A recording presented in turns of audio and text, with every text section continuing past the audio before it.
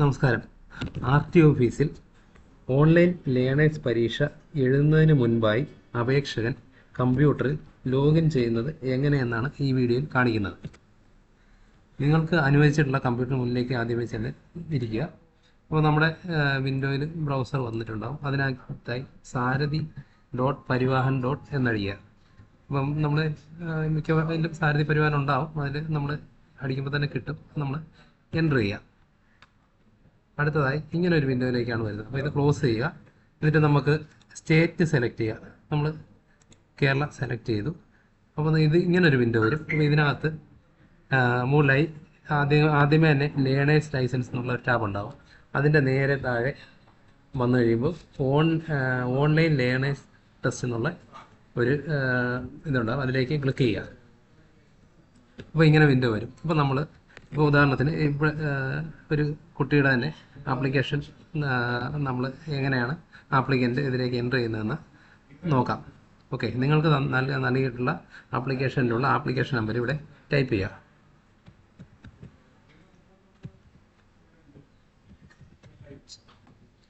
അടുത്തത് ക്യാപ്ച ഉണ്ടാകും. ക്യാപ്ച വലിയ അക്ഷരം ലെറ്റർ നോക്കുക. വലിയ അക്ഷരവും ചെറിയ അക്ഷരം ഉണ്ടാകും. അത് നോക്കിയിട്ട് വേണം ടൈപ്പ് ചെയ്യാൻ. ക്യാപ്ചയ്ക്ക് സ്പേസ് ഉണ്ടായിരിക്കുന്നതല്ല. ഇവിടെ Y5 S small u 4 small y. അടുത്ത സബ്മിറ്റ് ചെയ്യുക. അടുത്ത വിൻഡോയിലേക്ക് വരും. ഈ വിൻഡോയിലാണ് നമ്മൾ ഡേറ്റ് ഓഫ് ബർത്ത് ടൈപ്പ് ചെയ്യുന്നത്. ഉദാഹരണത്തിന് ഇവിടെ 2/2/2006 എന്നാണ് ഡേറ്റ് ഓഫ് ബർത്ത്. അപ്പോൾ അത് മന്ത്ലിയും ഒക്കെ 2 ഫിഗർ ആണെന്നുണ്ടെങ്കിൽ 2 ആണെന്നുണ്ടെങ്കിൽ 02 എന്ന് വേണം ചേർക്കാൻ.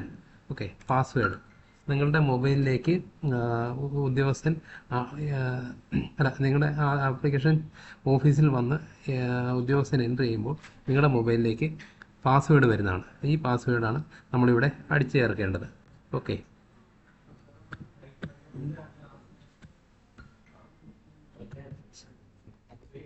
അടുത്ത പ്രൊസീഡ് കൊടുക്കുക. അപ്പോൾ ഇങ്ങനൊരു വിൻഡോ വരും. അപ്പോൾ ഇതിനകത്ത് അടുത്തത് കണ്ടിന്യൂ കൊടുക്കുക. അപ്പം ഇങ്ങനൊരു വിൻഡോ ആണ് വരുന്നത്. അപ്പോൾ ഈ വിൻഡോയിലാണ് നമ്മൾ ലാംഗ്വേജ് സെലക്ട് ചെയ്യുക, പിൻ നമ്പർ സെലക്ട് ചെയ്യുക. ഓക്കെ, വേണം പിൻ നമ്പർ എന്ന് പറയുന്നത് പിൻ നമ്പർ നമ്മുടെ ഉദ്യോഗസ്ഥൻ നിങ്ങളുടെ ആപ്ലിക്കേഷൻ എഴുതരുന്ന ഒരു ആർക്ക നമ്പറായിരിക്കും. ആ നമ്പറാണ് നമ്മളിവിടെ ചേർക്കേണ്ടത്. പിന്നീട് നമ്മൾ ടിക്ക് മാർക്ക് കൊടുക്കുന്നു. തുടർന്ന് കണ്ടിന്യൂ ചെയ്യുന്നു.